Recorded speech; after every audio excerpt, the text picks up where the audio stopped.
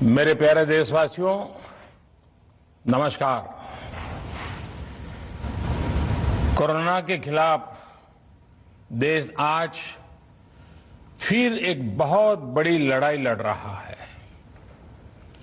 कुछ सप्ताह पहले तक स्थितियां संभली हुई थी और फिर एक कोरोना की दूसरी वेव तूफान बनकर आ गई।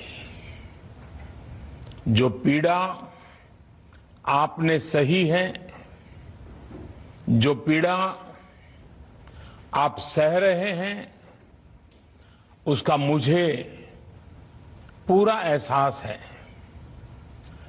जिन लोगों ने बीते दिनों में अपनों को खोया है, मैं सभी देशवासियों की तरफ से उनके प्रति संवेदनाएं व्यक्त करता हूं।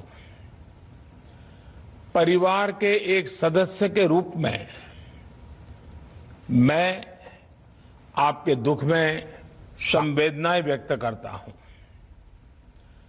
परिवार के एक सदस्य के रूप में मैं आपके दुख में शामिल हूं। चुनौती बड़ी है, लेकिन हमें मिलकर अपने संकल्प, अपने हौसले और तैयारी के साथ इसको पार करना है। साथियों, अपनी बात को विस्तार देने से पहले मैं देश के सभी डॉक्टरों, मेडिकल स्टाफ, पैरामेडिकल स्टाफ, हमारे सभी सफाई कर्मचारी भाई बहन, हमारे एम्बुलेंस के ड्राइवर्स, हमारे सुरक्षा बल, पुलिसकर्मी, सभी की सराहना करूंगा। आपने कोरोना की पहली वेव में भी अपना जीवन दांव पर लगाकर लोगों को बचाया था। आज आप फिर इस संकट में अपने परिवार, अपने सुख, अपनी चिंता छोड़कर दूसरों का जीवन बचाने में दिन रात जुटे हुए हैं। साथियों, हमारे शास्त्रों में कहा गया है, त्याज्यम न धैर्यम विदुरेऽपि काले, अर्थात कठिन से कठिन समय में भी हमें धैर्य नहीं खोना चाहिए। किसी भी परिस्थिति से निपटने के लिए हम सही निर्णय लें, सही दिशा में प्रयास करें, तभी हम विजय हासिल कर सकते हैं।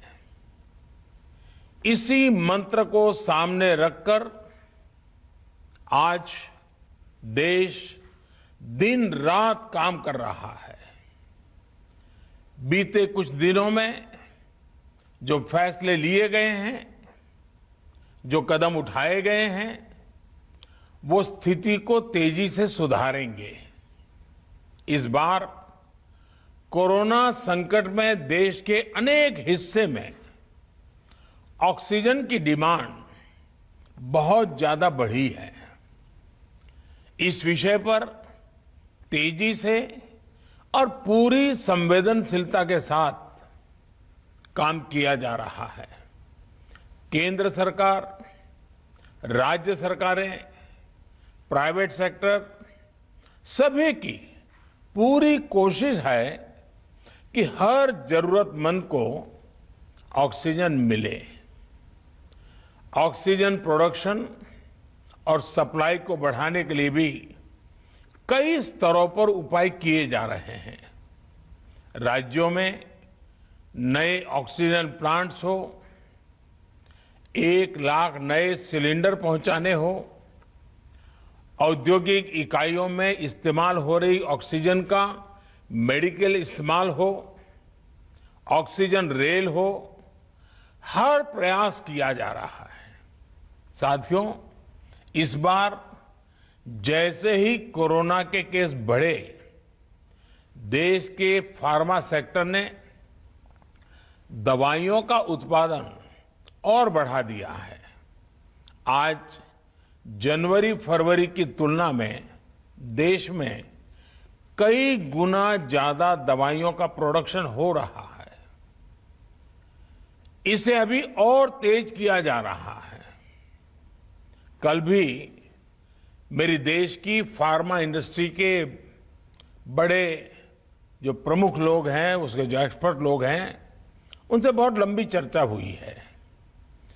प्रोडक्शन बढ़ाने के लिए हर तरीके से दवाई कंपनियां की मदद ली जा रही है। हम सौभाग्यशाली हैं कि हमारे देश के पास इतना बड़ा मजबूत फार्मा सेक्टर है जो बहुत अच्छी और तेजी से दवाइयां बनाता है। इसके साथ ही अस्पतालों में बेड की संख्या को बढ़ाने का भी काम तेजी से चल रहा है।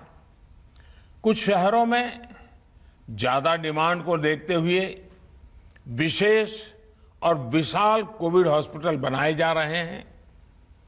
साथियों, पिछले वर्ष जब देश ने कोरोना के कुछ ही मरीज सामने आए थे, उसी समय भारत में कोरोना वायरस के खिलाफ प्रभावी वैक्सीन के लिए काम शुरू कर दिया था। हमारे वैज्ञानिकों ने दिन रात एक करके बहुत कम समय में देशवासियों के लिए वैक्सीन विकसित की है। आज दुनिया की सबसे सस्ती वैक्सीन भारत में है। भारत की कोल्ड चेन व्यवस्था के अनुकूल वैक्सीन हमारे पास है। इस प्रयास में हमारे प्राइवेट सेक्टर ने इनोवेशन और एंटरप्राइज की भावना का बेहतरीन प्रदर्शन किया है। वैक्सीन्स की अप्रूवल्स और रेगुलेटरी प्रोसेसेस को फास्ट ट्रैक पर रखने के साथ ही सभी साइंटिफिक और रेगुलेटरी मदद को बढ़ाया गया है। यह एक टीम एफर्ट है जिसके कारण हमारा Bharat 2 made in India vaccine के साथ दुनिया का सबसे बड़ा टीकाकरण अभियान शुरू कर पाया। टीकाकरण के पहले चरण से ही गति के साथ ही इस बात पर जोर दिया गया कि ज्यादा से ज्यादा क्षेत्रों तक, जरूरतमंद लोगों तक वैक्सीन पहुंचे। दुनिया में सबसे तेजी से भारत में पहले 10 करोड़, फिर 11 करोड़ और अब 12 करोड़ वैक्सीन डोज दिए गए हैं। आज कोरोना से इस लड़ाई में हमें हौसला मिलता है कि हमारे health care workers, frontline corona warriors और सीनियर सिटीजन्स के एक बड़े हिस्से को वैक्सीन का लाभ मिल चुका है। साथियों, कल ही वैक्सीन को लेकर हुए एक और अहम फैसला भी हमने किया है। 1 मई के बाद से 18 वर्ष की ऊपर के किसी भी व्यक्ति को वैक्सीनेट किया जा सकेगा। अब भारत में जो वैक्सीन बनेगी उसका आधा हिस्सा सीधे राज्यों और अस्पतालों को भी मिलेगा। इस बीच गरीबों, बुजुर्गों, निम्न मध्यम वर्ग के लोग, 45 वर्ष की आयु के ऊपर के व्यक्तियों के लिए केंद्र सरकार का जो वैक्सीन कार्यक्रम चल रहा है वो भी उतनी ही तेजी से जारी रहेगा। पहले की तरह ही सरकारी अस्पतालों में मुफ्त वैक्सीन मिलती रहेगी, जिसका फायदा, जैसा मैंने कहा, हमारे गरीब परिवार हो, हमारे मध्यम वर्ग, निम्न मध्यम वर्ग के परिवार हो, वो उनका लाभ उठा सकेंगे। साथियों, हम सभी का प्रयास जीवन बचाने के लिए है, और जीवन बचाने के लिए तो है ही, प्रयास से भी ये है कि आर्थिक गतिविधियां और आजीविका कम से कम प्रभावित हो। प्रयास का तरीका यही रखा जाए। वैक्सीनेशन को 18 वर्ष की आयु के ऊपर के लोगों के लिए ओपन करने से शहरों में जो हमारे वर्कफोर्स है उसे तेजी से वैक्सीन उपलब्ध होगी। राज्यों और केंद्र सरकार के प्रयासों से श्रमिकों को भी तेजी से वैक्सीन मिले लगेगी। मेरा राज्य प्रशासन से आग्रह है कि वो श्रमिकों का भरोसा जगाए रखे। उनसे आग्रह करें कि वो जहां है वहीं रहे। राज्यों द्वारा दिया गया ये भरोसा उनकी बहुत मदद करेगा कि वो जिस शहर में हैं वहीं पर अगले कुछ दिनों में वैक्सीन भी लगेगी और उनका काम भी बंद नहीं होगा। साथियों, पिछली बार जो परिस्थितियां थी वो अभी से काफी भिन्न थी। तब हमारे पास इस वैश्विक महामारी से लड़ने के लिए कोरोना स्पेसिफिक मेडिकल इंफ्रास्ट्रक्चर नहीं था। आप याद करिए देश की क्या स्थिति थी। कोरोना टेस्टिंग के लिए पर्याप्त लैब नहीं, पीपीई का कोई प्रोडक्शन नहीं, हमारे पास इस बीमारी के ट्रीटमेंट के लिए कोई खास जानकारी भी नहीं। लेकिन बहुत ही कम समय में हमने इन चीजों में सुधार किया। आज हमारे डॉक्टरों ने कोरोना के इलाज की बहुत ही अच्छी एक्सपर्टीज हासिल कर ली है। वो ज्यादा से ज्यादा जीवन बचा रहे हैं। आज हमारे पास बड़ी मात्रा में पीपीई किट्स हैं, लैब्स का बड़ा नेटवर्क है और हम लोग टेस्टिंग की सुविधा को निरंतर बढ़ा रहे हैं। साथियों, देश ने कोरोना के खिलाफ अब तक बहुत मजबूती से और बहुत धैर्य से लड़ाई लड़ी है। इसका श्रेय आप सभी को, सभी देशवासियों को ही जाता है। अनुशासन और धैर्य के साथ कोरोना से लड़ते हुए आप देश को यहां तक लाए हैं। मुझे विश्वास है जन भागीदारी की ताकत से हम कोरोना के इस तूफान को भी परास्त कर पाएंगे। आज हम अपने चारों ओर देख रहे हैं कि कैसे कई लोग, कई सामाजिक संस्थाएं जरूरतमंदों तक मदद पहुंचाने में दिन रात जुटे हैं। दवाई पहुंचाना हो, खाने या रहने की व्यवस्था करनी हो, लोग पूरे मनोयोग के साथ काम कर रहे हैं। मैं इन सभी के सेवा भाव को आदरपूर्वक नमन करता हूं और देशवासियों से अपील करता हूं कि अधिक से अधिक मात्रा में इस संकट की घड़ी में देशवासी आगे आएं और जरूरतमंदों तक मदद पहुंचाएं। समाज के पुरुषार्थ और सेवा के संकल्प से ही हम ये लड़ाई जीत पाएंगे। मेरा युवा साथियों से अनुरोध है कि वो अपनी सोसाइटी में, मोहल्ले में, अपार्टमेंट्स में छोटी छोटी कमेटियां बनाकर कोविड अनुशासन पालन करवाने में मदद करें। हम ऐसा करेंगे तो सरकारों को न कभी कंटेनमेंट जोन लगाने की जरूरत पड़ेगी, न कर्फ्यू लगाने की जरूरत पड़ेगी और लॉकडाउन का तो सवाल ही नहीं उठता है। आवश्यकता ही नहीं पड़ेगी।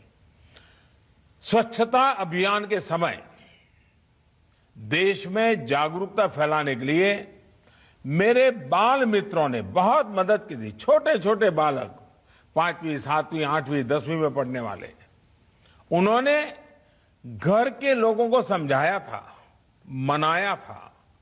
उन्होंने बड़ों को भी स्वच्छता का संदेश दिया था। आज मैं फिर अपने बाल मित्रों से एक बात विशेष तौर पर कहना चाहता हूं। मेरे बाल मित्र, घर में ऐसा माहौल बनाइए कि बिना काम, बिना कारण घर के लोग घर से बाहर न निकले। आपकी जीत बहुत बड़ा परिणाम ला सकती है। प्रचार माध्यमों से भी मेरी प्रार्थना है कि ऐसे संकट की घड़ी में वो लोगों को सतर्क और जागरूक करने के लिए जो प्रयास कर रहे हैं उसे और बढ़ाएं। इसके साथ ही इसके लिए भी काम करें कि डर का माहौल कम हो सके, लोग अफवाह और भ्रम में न आए। साथियों, आज की स्थिति में हमें देश को लॉकडाउन से बचाना है। मैं राज्यों से भी अनुरोध करूंगा कि वो लॉकडाउन को अंतिम विकल्प के रूप में ही इस्तेमाल करें। लॉकडाउन से बचने की भरपूर कोशिश करनी है और माइक्रो कंटेनमेंट जोन पर ही ध्यान केंद्रित करना है। हम अपनी अर्थव्यवस्था की सेहत भी सुधारेंगे और देशवासियों की सेहत का भी ध्यान रखेंगे। साथियों, आज नवरात्रि का आखिरी दिन है। कल रामनवमी है और मर्यादा पुरुषोत्तम श्री राम का हम सभी को यही संदेश है कि हम मर्यादाओं का पालन करें। कोरोना के इस संकट काल में कोरोना के बचने के जो भी उपाय है, कृपया करके उनका पालन 100% करिए। दवाई भी, कड़ाई भी, इस मंत्र को कभी भी भूलना नहीं है। ये मंत्र जरूरी है, वैक्सीन के बाद भी जरूरी है। रमजान के पवित्र महीने का भी आज 7वां दिन है। रमजान हमें धैर्य, आत्मसंयम और अनुशासन की सीख देता है। कोरोना के खिलाफ जंग जीतने के लिए अनुशासन भी, उसकी भी उतनी ही जरूरत है। जब जरूरी हो तभी बाहर निकले। कोविड अनुशासन का पूरा पालन करें। मेरा आप सभी से यही आग्रह है। मैं आपको फिर ये भरोसा देता हूं, आपके इस साहस, धैर्य और अनुशासन के साथ जुड़कर आज जो परिस्थितियां हैं उन्हें बदलने में देश कोई कोर कसर नहीं छोड़ेगा। आप सभी स्वस्थ रहें, आपका परिवार स्वस्थ रहे, इसी कामना के साथ मैं अपनी बात समाप्त करता हूं। आपका बहुत बहुत धन्यवाद।